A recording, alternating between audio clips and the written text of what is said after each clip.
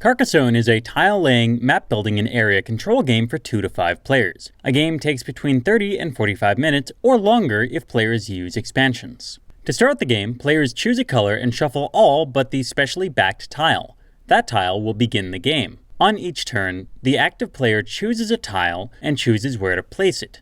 The tile must be placed such that it shares a side with the tile already on the board. The newly placed tile must continue the features on the existing tile's side. Once the player has placed their tile, they may place one of their meeples on an unfinished feature on the tile they laid. When placing a meeple on a feature, the feature must be uncompleted and unoccupied. Carcassonne offers 4 different kinds of terrain features: cities, fields, roads, and monasteries. Each kind of feature scores points differently. Cities score 2 points for every tile that the city exists on, plus an additional 2 points for every shield on the city. Roads score 1 point per tile, and monasteries score 1 point per tile surrounding the monastery, including the monastery itself, for a total of 9 points. Fields score 3 points for every completed city touching the field.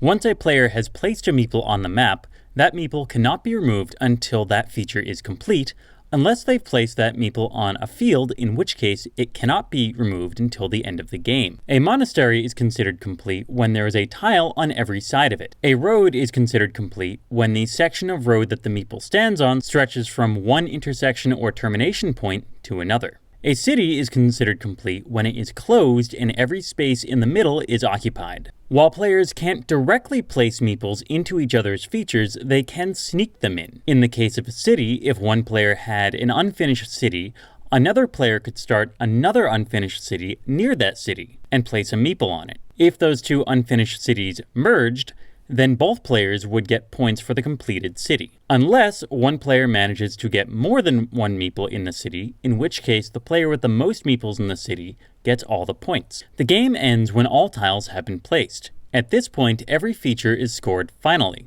In the case of cities, their value is reduced by half, 1 point for each tile plus 1 point for each shield. Roads score normally, with players getting 1 point for every section of road.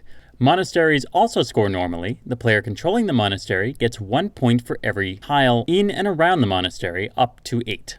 Once players have scored their unfinished features, score the fields. The player with the most points wins. This has been a Clever Move Quick Play. For more board game information, news, and fun, visit clevermovegames.com.